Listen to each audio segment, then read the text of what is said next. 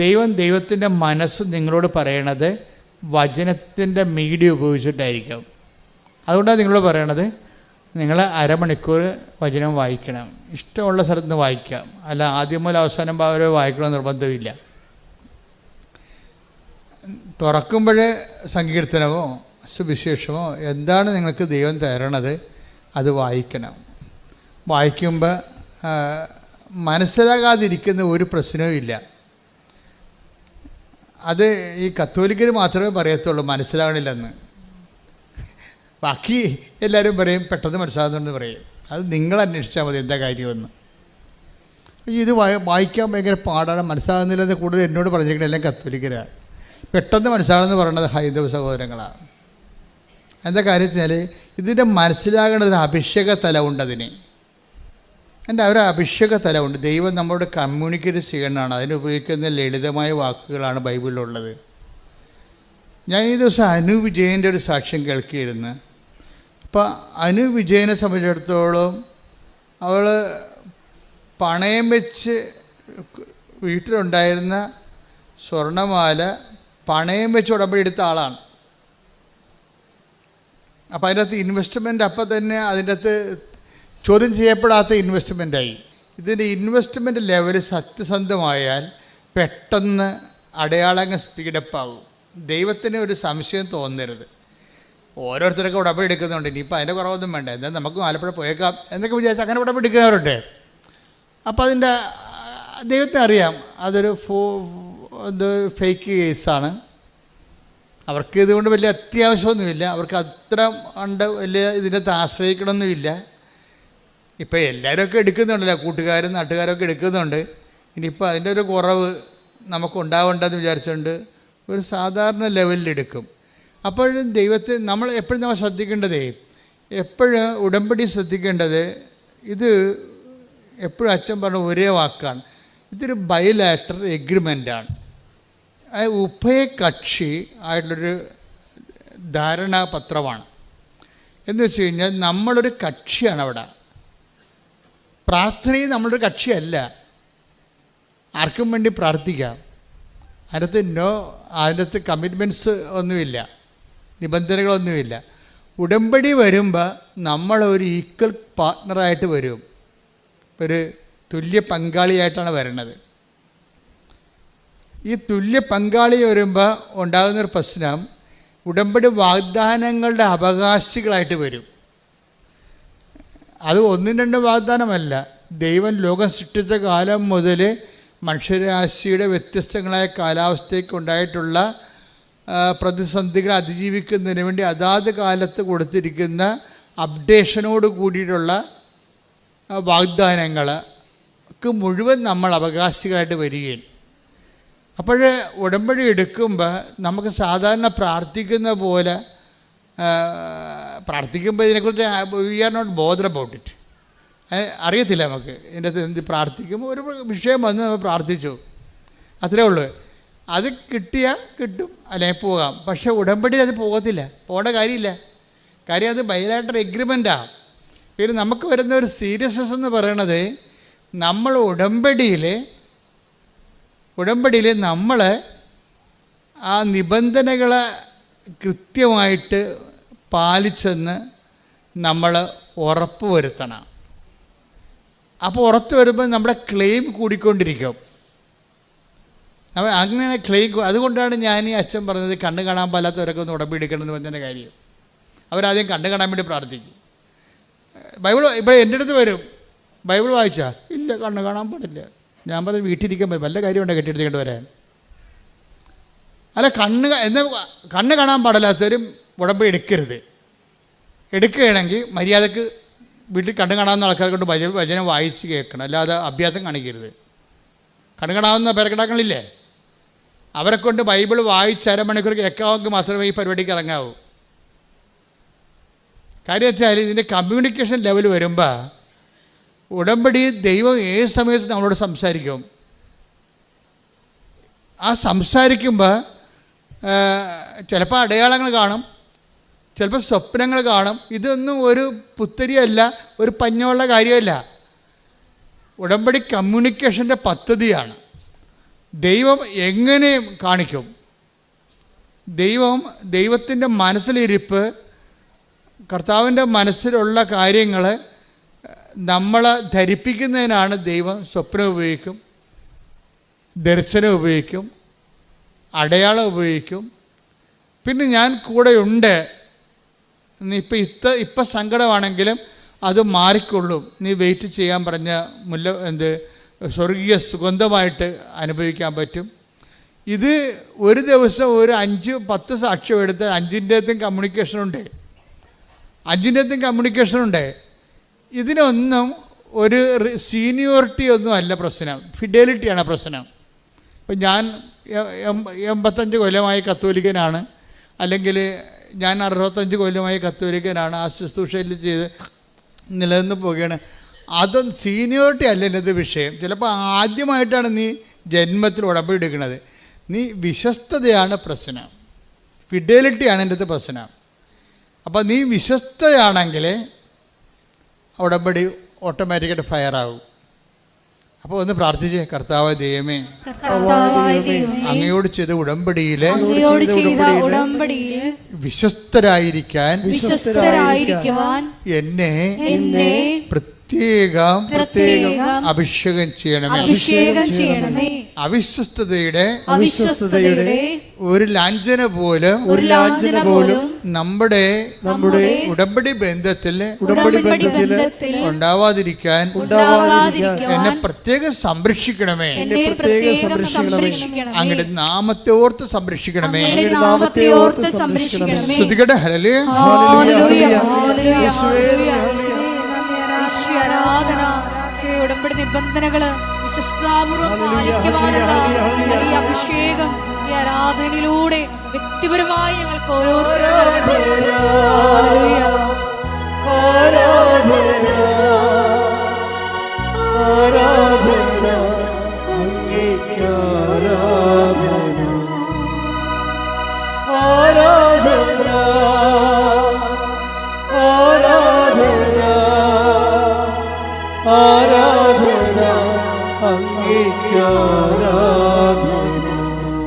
പരിശുദ്ധ പരമ ദിവ്യകാരുണ്യത്തിന് ആരാധനയും സ്തുതിയും പുകഴ്ചയും ഉണ്ടായിരിക്കട്ടെ. പരിശുദ്ധ പരമ ദിവ്യകാരുണ്യത്തിന് ആരാധനയും സ്തുതിയും പുകഴ്ചയും ഉണ്ടായിരിക്കട്ടെ. അപ്പോൾ ഈ അനുവിജയൻ ഈ ടൈം ഷോർട്ടണിങ്ങിൻ്റെ ഒരു നല്ല സാക്ഷ്യമാണ്. ഒരാൾക്കാർക്ക് ഉടമ്പടി എടുക്കുമ്പോൾ അവർ സിൻസിയർ, ഞാൻ നേരത്തെ ആദ്യം പറഞ്ഞത് എന്താണ്? ഫിഡലിറ്റി. പിന്നെ വരുന്നത് സിൻസിയറിറ്റിയാണ്. എന്ന് വെച്ച് കഴിഞ്ഞാൽ ആത്മാർത്ഥതയും വിശ്വസ്തതയുമാണ് ഇത് ഫയറാക്കണത്. അല്ലാതെ നിങ്ങൾക്ക് ആർക്കും നിലവിളിച്ചിട്ട് കാര്യമൊന്നുമില്ല. ഇപ്പോൾ ചില ആൾക്കാർക്ക് വിചാരിക്കും നിലവിളിച്ച് ദൈവത്തെ പഠിപ്പിക്കാവുന്ന ഒരു കണിയും നടക്കത്തില്ല. നിങ്ങളുടെ നിലവിളി കുറേ ദൈവം കണ്ടിട്ടുള്ളതാണ്. കാര്യം കണ്ടു കഴിയുമ്പോൾ നിങ്ങൾ തൊന്ന ദിവസം കാണിക്കണം, ദൈവം കണ്ടിട്ടുള്ളതാണ്. അപ്പോൾ ഈ കണ്ണീര് കള്ളക്കണ്ണീരാണെന്നുള്ളത് കാര്യം. ഒരിക്കൽ കണ്ണീരിട്ട് കാര്യം സാധിച്ചതിന് ശേഷം പിന്നീട് നിങ്ങൾ ദൈവത്തിനെതിരെ ജീവിക്കും. പിന്നെ കണ്ണീര് വരുമ്പോൾ ദൈവം പറയും ഇത് കള്ളക്കണ്ണീരാണ്, ഇപ്പോൾ കാര്യം കാണാൻ വേണ്ടിയുള്ള തൽക്കാലത്തേക്കുള്ള അഭ്യാസമാണെന്ന് പറയും. പറഞ്ഞ മനസ്സിലായില്ലേ? എന്നുവെച്ചാൽ ഒരിക്കൽ നിങ്ങൾ കണ്ണീരിട്ട് ദൈവത്തിലേക്ക് കാര്യം സാധിക്കും. അപ്പോൾ നിങ്ങൾക്ക് വിചാരിക്കും കരഞ്ഞ് പ്രാർത്ഥിക്കുമ്പോൾ ആന കൂനിയെന്നൊക്കെ പറയും, ബൈബിളൊക്കെ ഉണ്ട് കരഞ്ഞ് പ്രാർത്ഥിക്കണേക്കെ. പക്ഷെ നിങ്ങൾ കരഞ്ഞ് പ്രാർത്ഥിച്ച് ആ കാര്യം കണ്ടതിന് ശേഷം പിന്നെ നിങ്ങൾ ദൈവത്തെ മറക്കും, മറന്നപോലെ ജീവിക്കും, അല്ലെ മറന്ന പോലെ പെരുമാറും, മനുഷ്യത്വം പോലും ഇല്ലാത്ത മര്യാദയില്ലാതെ പെരുമാറും, പ്രാർത്ഥന ഇല്ലാതെ ജീവിക്കും. പിന്നെ ഒരു വിഷയം വരുമ്പോൾ നിങ്ങൾ കണ്ണീരിടും. അപ്പോൾ ദൈവം പറയുന്നത് കള്ളക്കണ്ണീരാണെന്ന് പറയും. അതായത് കള്ളക്കണ്ണീരെന്ന് പറഞ്ഞാൽ അങ്ങനെയാണ്. നമ്മൾ ലോകത്ത് കള്ളക്കണ്ണീരെന്ന് പറയണത് അഭിനയിപ്പിച്ച് ഗ്ലിസറിനടിച്ച് കരയണനാണ് കള്ളക്കണ്ണീരെന്ന് പറയുന്നത്. കണ്ണീര് വരുന്നില്ല എങ്കിലും ഏങ്ങി നിലവിൽ ചില ആൾക്കാരുണ്ടല്ലോ. ചില അപ്പന്മാരൊക്കെ മരിക്കുമ്പോൾ ഞാനൊരു 1600 മരിപ്പെടുത്തിട്ടുണ്ട്. അപ്പോൾ ഈ ചില പെമ്മക്കളെ കെട്ടിച്ച് വിട്ടവളെ ആ ഒരു പോക്കും പോയി കളയും. പിന്നെ അപ്പനെയും നോക്കത്തില്ല, അമ്മനെയും നോക്കത്തില്ല. എന്നിട്ട് അവളൊക്കെ വല്ലപ്പോഴുമൊക്കെ അപ്പനൊക്കെ കിടപ്പായി കഴിയുമ്പോൾ ഒന്ന് ഇടയ്ക്കൊക്കെ വരും. വന്നിട്ട് എന്ത് ചെയ്യും? ചുറ്റും നടന്നുള്ള ബന്ധുക്കളെ മുഴുവൻ കാണും. ആദ്യം ആ ചെറിയ ബാഗും പിടിച്ചുകൊണ്ട് വാനിറ്റി ബാഗും പിടിച്ചു. ഇതിലെല്ലാം അയ്യോ അമ്മയുടെ കാര്യം കഷ്ടമാണ്, എന്ത് ചെയ്യാനാണ്, ഞാൻ കൊണ്ടുപോകാമെന്ന് വിചാരിക്കും. ഇവിടെ കൊണ്ടുപോകത്തില്ലേ? ഇങ്ങനെ കുറേ കിളവൻ ഭർത്താവൊക്കെ പറയും, ഇവിടെ കൊണ്ടുപോകത്തില്ല, ചത്ത കൊണ്ടുപോകത്തില്ല, ഇവൾ കയറിയിട്ടില്ല. ഇപ്പം ചാകുമെന്ന് ഉറപ്പായപ്പോൾ ബന്ധുക്കളെല്ലാം ക്യാൻവാസ് ചെയ്യണം അവൾ. എന്താണ്, ഞാൻ വരുമ്പോൾ ഇനി അപ്പൻ്റെ അടുത്ത് പോയില്ലെങ്കിലും ബന്ധുക്കളടുത്ത് കൃത്യമായിട്ട് പോകും. അല്ലെങ്കിൽ വിളിച്ച് ബന്ധുക്കളോടൊക്കെ പറയും, ഓരോ കാര്യങ്ങൾ പറയും. അപ്പോഴങ്ങനെ വരുമ്പോൾ ബന്ധുക്കൾ ഓർക്കും ഇവരാണ് ഈ അപ്പനെ നോക്കണമെന്ന്, ഇവളാണ് ഈ അപ്പനെ നോക്കണമെന്ന് നോക്കും. എന്നിട്ട് മരിച്ചു കഴിയുമ്പോൾ ഒരു ഭയങ്കര കരച്ചിലുണ്ട്. കറുത്ത ഉടുപ്പൊക്കെ മേടിച്ച് വെച്ചിരിക്കണം അപ്പം മരിക്കാൻ വേണ്ടി, ആ സമയത്ത് ഇടാൻ വേണ്ടി. എന്നിട്ടൊരു വല്ലാത്ത കരച്ചിലുണ്ട്. അപ്പോൾ എനിക്കറിയാം, ഞാൻ ഇടവക വികാരി കാരണം ഇനി അപ്പനെ നോക്കി ആരാണ് അമ്മ നോക്കി ആരാണെന്നറിയാം. അപ്പോഴേ അവിടുത്തെ ആ മരുമകളായിരിക്കും അപ്പനെ നോക്കിയിരിക്കണം അവസാന കാലങ്ങളിൽ. അവളല്ല ഞാനാണ് നോക്കിയതെന്ന് പിണമെടുക്കാമെന്ന് ആൾക്കാർ ധരിപ്പിക്കാൻ വേണ്ടിയാണ് ഇവൾ കിടന്ന് മോങ്ങണം ഇപ്പോൾ ഈ അഭ്യാസം കാണിക്കണത്. അമ്മയാണ് മരിച്ചു കിടക്കണമെന്നുണ്ടെങ്കിൽ ആ കമന്നടിച്ച് അമ്മയുടെ പിണത്തിനടുത്ത് വീണച്ച് കമ്മലടിച്ചിട്ട് പോകും. എന്തെല്ലാം അഭ്യാസങ്ങളാണ്. എല്ലാ പെമ്മക്കളും ഇങ്ങനെ പറയുകയല്ല, ഇതിനാണ് കള്ളക്കണ്ണീരെന്ന് പറയണത്. പക്ഷേ ബൈബിളിൽ കള്ളക്കണ്ണീരെന്ന് പറഞ്ഞാൽ അതല്ല. ബൈബിളിൽ കള്ളക്കണ്ണീരെന്ന് പറയണത്,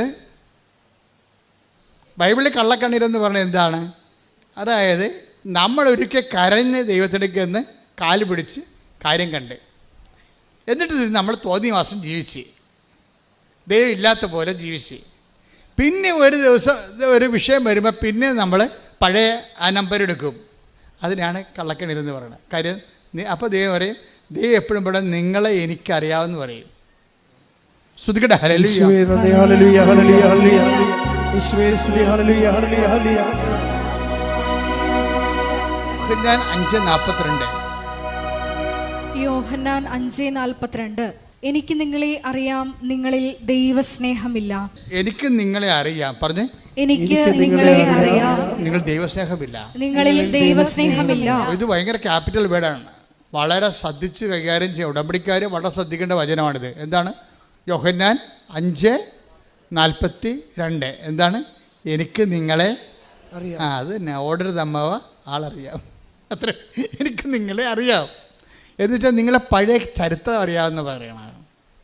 ഒന്നും മറക്കത്തില്ല, അല്ലേ കുഴപ്പം. ദൈവത്തിൻ്റെ ഏറ്റവും വലിയ കുഴപ്പം എന്താണെന്ന് വെച്ച് കഴിഞ്ഞാൽ ഒന്നും മറക്കത്തില്ല. നിങ്ങൾ മറന്നു പോകും. പക്ഷെ മറ്റത് അവിടെ ക്ലിയർ റെക്കോർഡ് ചെയ്ത് വെച്ചിരിക്കുക, രജിസ്റ്റേർഡാണ് സംഭവം. നിങ്ങൾ ഈ രജിസ്റ്റേർഡ് എന്ന് പറയുന്നത് നിങ്ങളുടെ തലയിലെഴുത്തായിട്ട് മാറരുത്. നിങ്ങളുടെ തലയിലെഴുത്ത് നിങ്ങൾ തന്നെ തിരുത്താൻ നോക്കണം. കാര്യം നിങ്ങളുടെ കഴിഞ്ഞ കാലങ്ങളിലുള്ള അഭ്യാസങ്ങളും ആ വ്യക്തികൾ തന്നെ ഇന്നും ജീവിച്ചിരിക്കണമെന്നുണ്ടെങ്കിൽ നിങ്ങൾ ഫ്രോഡായിട്ട് രജിസ്റ്റേർഡാണ്. നിങ്ങളുടെ പേരടിക്കുമ്പോൾ തന്നെ ഫ്രോഡെന്ന് അടിച്ചു വരും. കള്ളത്തരമാണ് കയ്യിരിക്കണമെന്ന് വരും. അതുകൊണ്ടാണ് സത്യസന്ധത, ആത്മാർത്ഥത ഉടമ്പടിയിലെ പ്രധാനപ്പെട്ട വിഷയമായി മാറണത്. സത്യസന്ധത. നിങ്ങൾ ഉടമ്പടി എടുക്കുമ്പോൾ തന്നെ നിങ്ങളെ സത്യത്തിലേക്കാണ് ദൈവം വിളിക്കണത്. പിന്നെന്താണ്? ആത്മാർത്ഥത്തിലേക്ക് വിളിക്കണത്. അതിന് ദൈവം പുതിയ മനുഷ്യൻ എന്ന് പറയും. പുതിയ മനുഷ്യൻ ബൈബിൾ ഉപയോഗിക്കുന്ന ഏറ്റവും വലിയൊരു സംജ്ഞയാണ് പുതിയ മനുഷ്യൻ. നിങ്ങൾ പറഞ്ഞില്ലേ ഈ വീട് ഇരുട്ടുകുത്തി കിടക്കുകയാണ്, ഇതിൻ്റെ കയറുമ്പോൾ തന്നെ നെഗറ്റീവ് പവറാണെന്നൊക്കെ പറഞ്ഞ് നിങ്ങൾ ചുമ്മാ കള്ളത്തിലൊക്കെ പറയത്തില്ലേ. കുറേ ആൾക്കാരിങ്ങനെ അടിച്ച് തലക്കയറ്റിരിക്കണേ, അവിടെ നെഗറ്റീവ് പവറാണ്. ഒരു മണ്ണാങ്കട്ടയില്ല. മര്യാദക്ക് നിങ്ങൾ സത്യസന്ധരായി കഴിഞ്ഞാൽ, ദൈവദൃശ്യ ആത്മാർത്ഥമായി കഴിഞ്ഞാൽ വെളിച്ചം എങ്ങനെ വരുമെന്നറിയാം. ഇപ്പം അനുവിജയം തന്നെയാണ് എന്താ പറയണത്, എൻ്റെ വീട്ടിൽ ഇരുട്ടായിരുന്നു, ഇപ്പോഴും കർത്താവിൻ്റെ വെളിച്ചം വീശെന്ന് പറഞ്ഞത്. കൈയടിച്ച് കർത്താവ്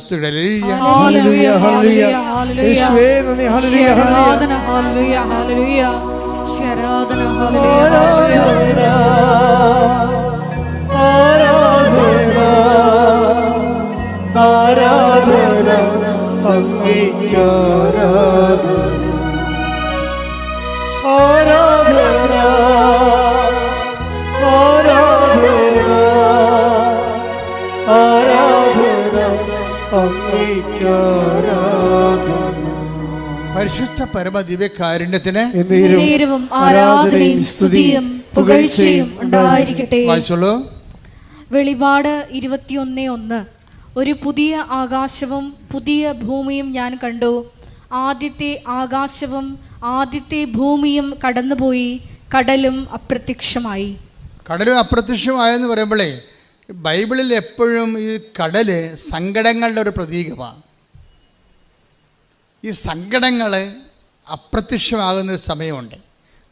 ഒരു വ്യക്തി ദൈവസ്നേഹം നിറഞ്ഞ് ആ ദൈവസ്നേഹത്തിലെ ആന്തരിക അഭിഷേകം കിട്ടിക്കഴിഞ്ഞാൽ നിലവിലുള്ള സങ്കടമായിട്ട് അനുഭവിക്കാത്തൊരവസ്ഥ വരും. ഇതിനാണ് പുതിയ ആകാശം എന്നൊക്കെ പറയണത്.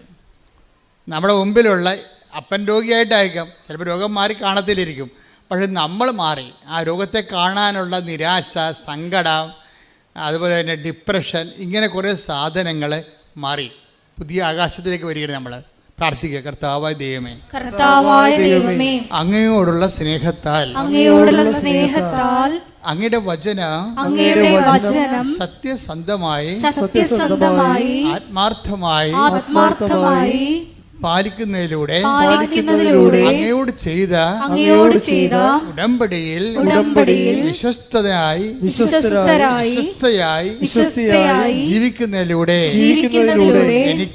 എനിക്ക് ദൈവസ്നേഹത്തിന്റെ ആന്തരിക അഭിഷേകം നൽകണമേ. ശ്രുതികട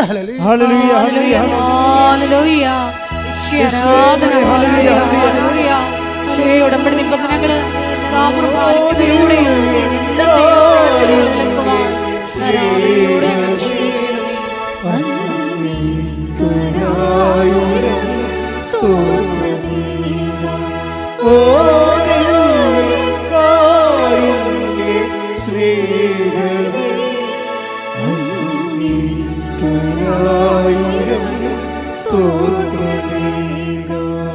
പരിശുദ്ധ പരമദിവ്യകാരുണ്യത്തിന് ആരാധനയും സ്തുതിയും പുകഴ്ചയും ഉണ്ടായിരിക്കട്ടെ. നമുക്ക് അതായത് നിങ്ങൾ ഉടമ്പടിയുടെ ആന്തരിക അഭിഷേകം പ്രാപിച്ചിട്ടുണ്ടോ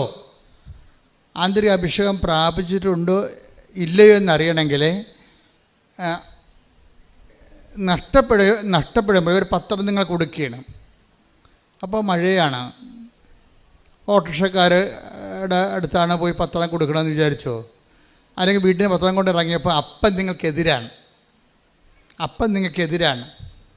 അപ്പോൾ അപ്പൻ എവിടെയെങ്കിലും പോട്ടെ, എന്നിട്ട് ഞാൻ പത്രം കൊണ്ട് ഇറങ്ങാം. അല്ലെങ്കിൽ അപ്പൻ ചുമ്മാ വേണമെങ്കിൽ എൻ്റെ തന്തയ്ക്ക് വിളിക്കും, പുള്ളിയെ തന്നെയാണ് വിളിക്കണമെങ്കിലും വെറുതെ എന്തിനാ തന്തയ്ക്ക് വിളിയാക്കണം?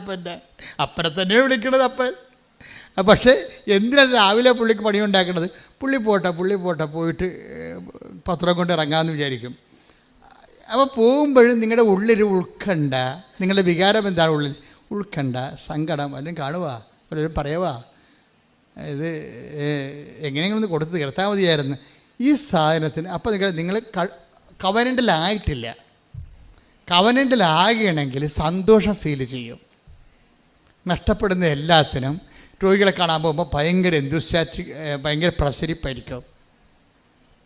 നിങ്ങൾ കവനൻ്റിലാണോ ഇല്ലേ എന്നുള്ള ഇൻഡിക്കേറ്ററാണ് ഞാൻ സംസാരിക്കുന്നത്. ഇപ്പോൾ ഇൻഡിക്കേറ്റർ ഓഫ് കവനൻസ്, അതായത് കവനൻ്റിലാണോ ഇല്ലയോ എന്നുള്ള സൂചന. അതിലൊരു സാധനം ആന്തരിക സന്തോഷമാണ്. രോഗികളെ കാണാൻ പോകുന്നു, അല്ലെങ്കിൽ രോഗികളുടെ അനാഥാലയത്തിൽ പോയി നഖം വെട്ടി കൊടുക്കുന്നു, ഉടുപ്പലക്കി കൊടുക്കുന്നു. അപ്പോൾ നമുക്ക് ത്രില്ലടിക്കുന്നു, നമുക്ക് ഉള്ളിൽ ഭയങ്കര സന്തോഷം തോന്നും നമുക്ക്. അപ്പോൾ ആന്തരിക സന്തോഷം. അപ്പോൾ ദാറ്റ് മീൻസ് നിങ്ങൾക്ക് ആത്മാവിൻ്റെ കൃപ കിട്ടി, നിങ്ങൾ കർത്താവിൻ്റെ ലൈനിൽ ഉടമ്പടിയിലാണ്. അതറിയണമെങ്കിലേ സുവിശേഷം 13:44 എടുത്ത് ശ്രുതിക്കട്ടെ. ഹല്ലേലൂയ.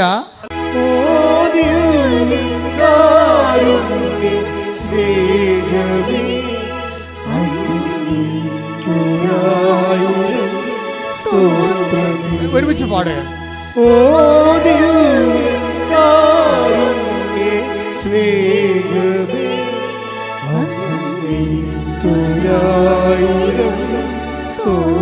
ഒരുമിച്ച് പാടാം.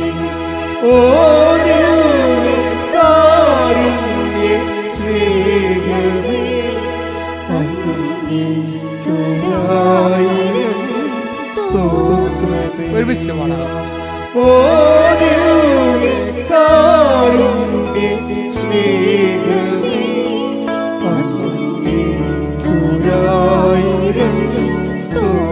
ശ്രുതിക്കട്ടെ. ഹല്ലേലൂയ ഹല്ലേലൂയ ഹല്ലേലൂയ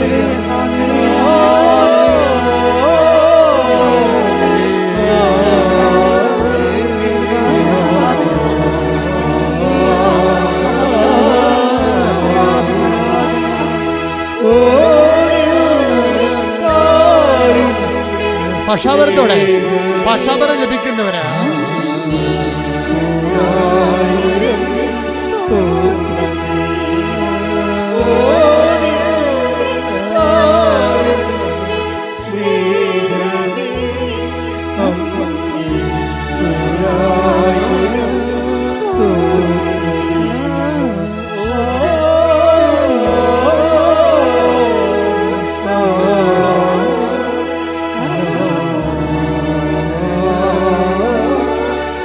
ദൈവസ്നേഹത്തോടെ ദിവ്യകാരുണ്യ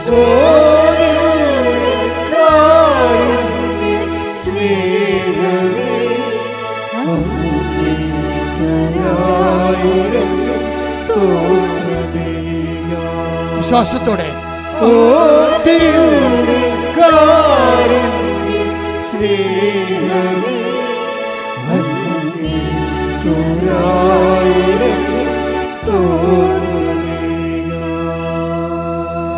ആന്തരികമായ സന്തോഷം പാടുമ്പോഴും ഉണ്ടാകണം. എനിക്ക് ഫീൽ ചെയ്യണം ദൈവത്തെ ആരാധിക്കുകയാണെന്ന് നിൻ്റെ മനസ്സിൻ്റെ ഉള്ളിരുന്നുകൊണ്ട് നിങ്ങൾക്ക് ആന്തരികമായ ഒരു സന്തോഷം ഉണ്ടാകട്ടെ. ഇത് ഇവിടെ 13:44.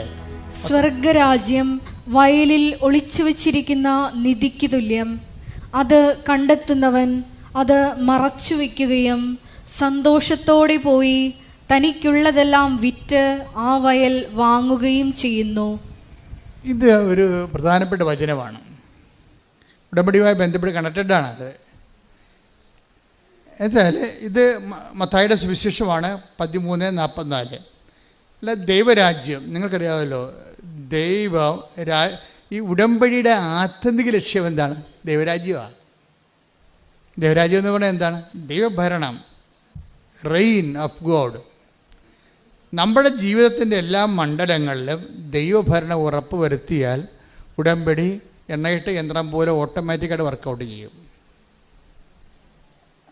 ഉടമ്പടി ഉറപ്പ് വരുത്തിയിട്ട് ദൈവരാജ്യത്തേക്കാൾ പോണതിനേക്കാൾ നല്ലത് ദൈവരാജ്യം ഉറപ്പ് വരുത്തിയിട്ട് ഉടമ്പടി ഓട്ടോമാറ്റിക്കായിട്ട് വർക്ക് ചെയ്യാനാണ്. അപ്പോൾ ദൈവരാജ്യം എന്താണ്? ഒരു വിഷയം. ഇപ്പം ഇന്നലെ ഒരു കേസ് ഞാനെടുത്ത്, അപ്പോൾ അദ്ദേഹത്തിൻ്റെ വൈഫ് വഴക്കിട്ട് പോയിരിക്കുകയാണ്.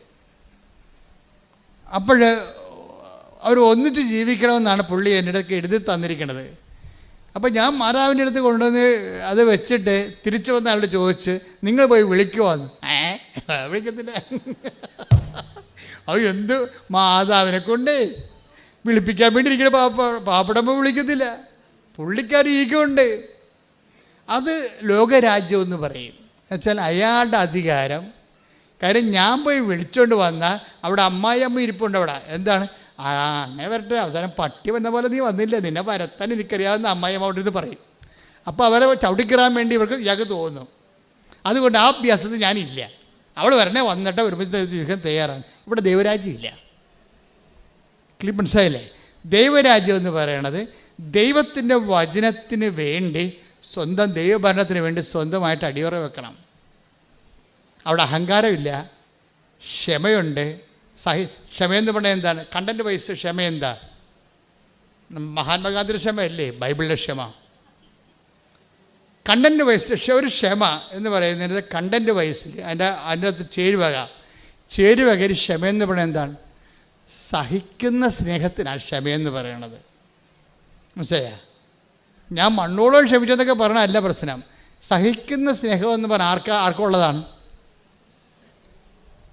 കുരിശിലെ കർത്താവിനുള്ളതാണ് സഹിക്കുന്ന സ്നേഹം. ഈ സഹനം മുഴുവനും എന്തിനു വേണ്ടിയാണ്? നമ്മളുള്ള സ്നേഹത്തെ പ്രതിയാണ്. അപ്പോൾ സഹനം ഫീൽ ചെയ്യുന്നില്ല. ആളിൻ്റെ ഉള്ളിൽ സന്തോഷമാണ് ഉള്ളത്. നമ്മളാണ് ദുഃഖമാണെന്നൊക്കെ പറഞ്ഞ് പാട്ടൊക്കെ പാടി വെറുതെ കണ്ണീരിലാടുത്തുന്നത്. ആളിൻ്റെ ഉള്ളിൽ ആ സമയത്ത് അവിടുന്നാണ് അവനെ ക്ലേശങ്ങൾക്ക് വിട്ടുകൊടുത്തത്. ആരാണ്? പിതാവായ ദൈവം പറഞ്ഞ അവിടുന്നാണ് അവനെ ക്ലേശങ്ങൾക്ക് വിട്ടുകൊടുത്തത്. അപ്പൊ നിങ്ങൾ എപ്പോഴും ഓർക്കേണ്ടതാണ്, ഈ ക്ലേശത്തിന്റെ ഒരു ഭാഗം നമുക്കുണ്ടാകുന്ന ക്ലേശം എല്ലാം അങ്ങനെയല്ല, ഒരു ഭാഗം ദൈവദത്തമാണ് അതിനകത്ത് വരുന്നത്. അതിന് ദൈവികമായ ലക്ഷ്യങ്ങളുണ്ടാവും. നമ്മളൊന്ന് മാറ്റി മറിച്ച് ദൈവ പൈതലായി എടുക്കാൻ വേണ്ടിയുള്ള ഒരു മോൾഡിങ്ങിൻ്റെ ഭാഗമായിട്ട് ചില സമയത്ത് ചില ഗിവൺ ആയിട്ടുള്ള ചില നമുക്ക് നൽകിയിട്ടുള്ള ചില തനത് ക്ലേശങ്ങളുണ്ടാകും. പറഞ്ഞോളൂ. പാപപരിഹാര ബലിയായി പറഞ്ഞേ. പാപപരിഹാര ബലിയായി തന്നെ തന്നെ അർപ്പിക്കുമ്പോൾ അവൻ തന്റെ സന്തതി പരമ്പരയെ, അതായത് നമ്മളെയൊക്കെ ഓർത്തിട്ട് അവൻ്റെ സന്തതി പരമ്പരയാണ് ഈ കാലഘട്ടം 2000 കൊല്ലമായിട്ട് അവൻ്റെ രക്തത്തിൽ ജനിച്ചിട്ടുള്ള അവന് നാഥനും രക്ഷകനും ഏറ്റു പറഞ്ഞിട്ട് നിത്യതയ്ക്ക് വേണ്ടി അവൻ നേടിയ നിത്യതയ്ക്ക് അവകാശം ലഭിച്ച ദൈവ പൈതലേ, അതാണ് സന്തതി പരമ്പരയെ കാണുകയും ദീർഘായുസ് പ്രാപിക്കുകയും ചെയ്യും. അപ്പൊ അവൻ പ്രത്യാശ അർപ്പിക്കുകയും അവൻ്റെ വേദനയിൽ അവൻ ദീർഘായുസ് പ്രാപിക്കുകയും ചെയ്യണം. എന്നുവെച്ചാൽ ദീർഘായുസ് എന്ന് വെച്ചാൽ അവൻ്റെ ദീർഘായുസത്ത് ആയുസിൻ്റെ ദീർഘം എന്ന് വെച്ചാൽ ഉയർപ്പാണ് ഉദ്ദേശിക്കുന്നത്. അവൻ പീഡാനുഭവത്തിൻ്റെ സമയത്ത് തന്നെ തിരുവുദ്ധാനത്തിൻ്റെ ആന്തരിക സന്തോഷം അനുഭവിച്ചവനാണ് ക്രിസ്തു. കൈയടിച്ച് കർത്താവ്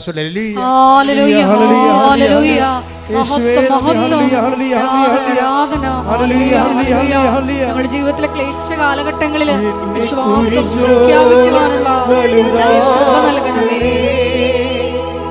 നിന്റെ സ്നേഹത്തിൻ നിറവാക്കണേ,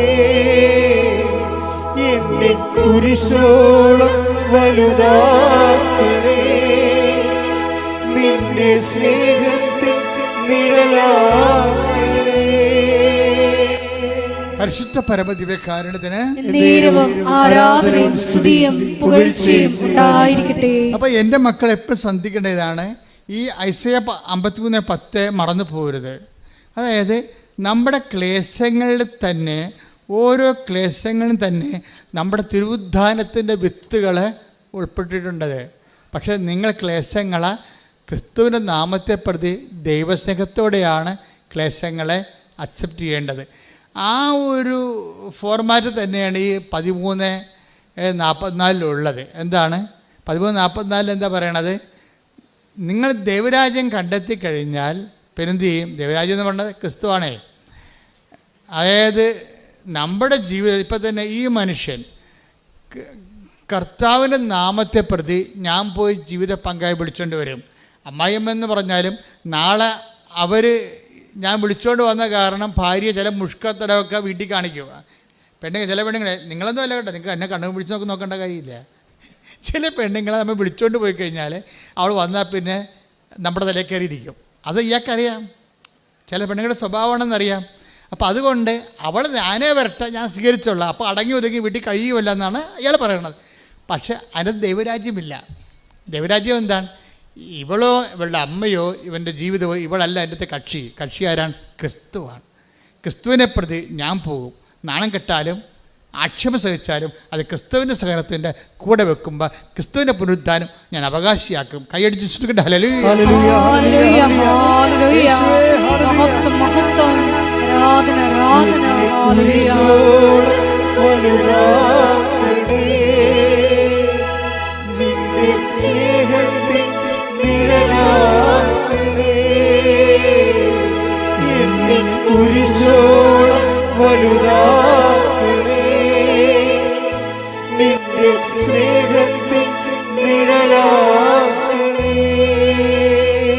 പരിശുദ്ധ പരമദിവ്യകാരുണ്യത്തിന് ആരാധനയും സ്തുതിയും പുകഴ്ചയും ഉണ്ടായിരിക്കട്ടെ. ഇപ്പൊ നമ്മൾ ഉടമ്പടിയിലായോ എന്നറിയാനുള്ള ഇൻഡിക്കേറ്ററാണ്. ഇപ്പം കറണ്ട് ഉണ്ടോ ഇല്ലേ എന്നറിയാൻ വേണ്ടി ഒരു ഇൻഡിക്കേറ്റർ ലാമ്പ് ഉണ്ടാവും അല്ലേ? അത് നമ്മൾ രാത്രിയിലും ആ ഇൻഡിക്കേറ്റർ ലാമ്പ് അവിടെ കിടക്കും. അതിൽ കറണ്ട് ഇല്ലെങ്കിൽ ഇൻഡിക്കേറ്റർ ലാമ്പ് കെട്ടുപോകും. നമ്മൾ ഉടമ്പടിയിലാണോ എന്നറിയാനുള്ള ഒരു ഇൻഡിക്കേറ്ററാണ് ഈ ആന്തരിക സന്തോഷം. മനസ്സിലായില്ലേ? രോഗികളെ കാണാൻ പോകുമ്പോഴും നമുക്കുള്ളിൽ സന്തോഷം ഉണ്ടാകും. അപ്പോൾ നിങ്ങൾ ഓർക്കുക, നിങ്ങൾക്ക് സന്തോഷം ഉണ്ടെങ്കിൽ ഓർക്കുക, ഈ 13:44 വർക്കൗട്ട് ചെയ്യുന്നുണ്ടെന്ന് നോക്കണം. അത് ഇൻഡിക്കേറ്ററാണ്. നിങ്ങൾ രോഗികളെ കാണാൻ പോകുമ്പോൾ ഉള്ളിൽ സന്തോഷം തോന്നുന്നുണ്ടോ? നിങ്ങൾ ഉടമ്പടിയിലാണ്. നിങ്ങൾക്ക് രോഗികളെ പത്രം കൊടുക്കാൻ പോകുമ്പോൾ നിങ്ങൾക്ക് സന്തോഷം തോന്നുന്നുണ്ടോ?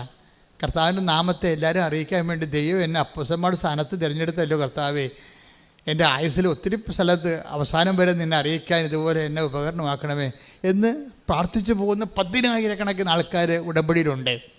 അപ്പോൾ ചില ആൾക്കാർ ഈ വീട്ടിൽ നിന്ന് ഇറങ്ങുമ്പോൾ തന്നെ അങ്ങോട്ടും ഇങ്ങോട്ടും ഞാൻ കക്കാൻ പോണ പോലെ പത്രം കൊടുക്കാൻ പോണത്. അങ്ങനെ അവർ കാണും, അവർ പറയുമോ എന്ത് ദൈവമേ. അപ്പോൾ ഇങ്ങനെ ചങ്കിടിച്ചും ചുണ്ട് പറച്ചുമൊക്കെ പോകും. അപ്പോൾ നിങ്ങൾ you are not in covenant, നിങ്ങൾ ഉടമ്പടിയിലല്ല, ആന്തരിക സന്തോഷമില്ല, നിങ്ങൾക്ക് ഭാരമാണ്.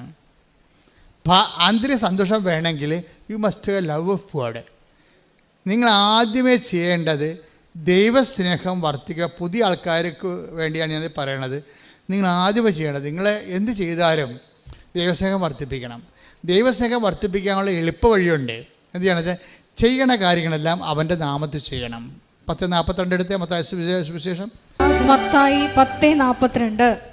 ഈ ചെറിയവരിൽ ഒരുവന് ശിഷ്യന് എന്ന നിലയിൽ ഒരു പാത്രം വെള്ളമെങ്കിലും കൊടുക്കുന്നവന് പ്രതിഫലം ലഭിക്കാതിരിക്കുകയില്ലെന്ന് സത്യമായി ഞാൻ നിങ്ങളോട് പറയുന്നു. ഇത് മത്തായി ശ്ലീഹയുടെ സുവിശേഷമാണ്.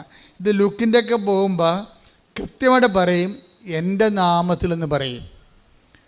ഈ ചെറിയൊരുവന് എൻ്റെ നാമത്തിൽ ഒരു ഗ്ലാസ് പത്രം വെള്ളം കൊടുക്കണവന് പ്രതിഫലം ലഭിക്കും. എന്താണ് ആ പ്രതിഫലം? ആ പ്രതിഫലം ദൈവസ്നേഹം തന്നെയാണ്. ശരിക്കും പറഞ്ഞാൽ അനുഭവിച്ച് നോക്കിയാൽ മനസ്സാകും.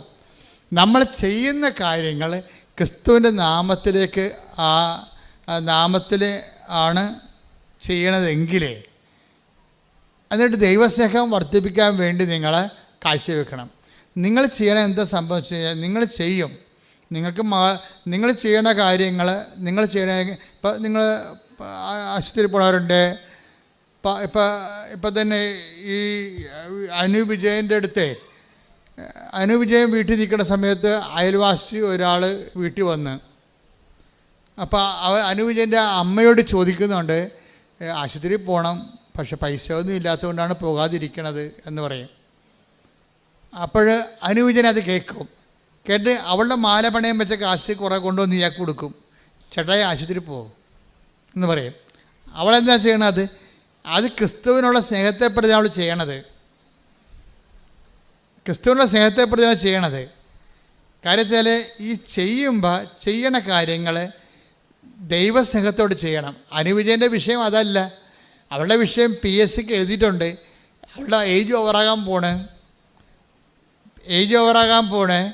അവളേക്കാൾ എഴുതിയിരിക്കുന്ന ആൾക്കാരെല്ലാം ഹൈ റാങ്ക് ഉള്ളവരും അവരെക്കാൾ മെച്ചമായിട്ടുള്ള ആൾക്കാരാണ്. പക്ഷേ ഇവൾക്കിത് മാത്രമേ ആശ്രയിക്കാനുള്ളൂ. വേറെ ഒരു ഗതി പിടിക്കാൻ വേറൊരു ഓപ്ഷൻ ഇല്ല. അങ്ങനെ ഒരു ലിവിങ് ഓൺ ദി എഡ്ജ് എന്ന് പറഞ്ഞ പോലുള്ള ഒരു അറ്റത്ത് ജീവിക്കുന്ന ആളാണ്, വിധിയുടെ അറ്റത്ത് ജീവിക്കുന്ന ആളാണ്. അപ്പോൾ അവളെ സംബന്ധിച്ചിടത്തോളം പ്രധാനപ്പെട്ട പ്രാധാന്യം എന്താണ്? ഇയാൾക്ക് ഈ പണം കൊടുക്കുമ്പോഴും ദൈവമേ എങ്ങനെയെങ്കിലും എൻ്റെ PSCക്ക് ഒന്ന് കരകയറ്റണം എന്നാണ് അവൾ പറയേണ്ടത്. പക്ഷെ അവളതല്ല പറയണത്, എന്നാൽ ദൈവസ്നേഹം നിറയ്ക്കണമേ. ഇതാണ് വിഷയം. ഈ കളികൾ അറിഞ്ഞില്ല എന്നുണ്ടെങ്കിൽ ഉടമ്പടി ലാഗ് ചെയ്യും. നിങ്ങളിപ്പോൾ പരീക്ഷ പ്രവർത്തനം ചെയ്യണില്ല എന്നൊന്നും ഞാൻ പറയത്തില്ല. നിങ്ങൾ ചെയ്യുന്നുണ്ട്. അപ്പം നിങ്ങൾ പറയും ഇതെങ്ങനെയെങ്കിലും ഇത് എന്ത് ചെയ്താലും എന്ത് തൊന്തരവ് ചെയ്താലും കുഴപ്പമില്ല, PR എൻ്റെ മകൾക്ക് PR കിട്ടിയാൽ മതി.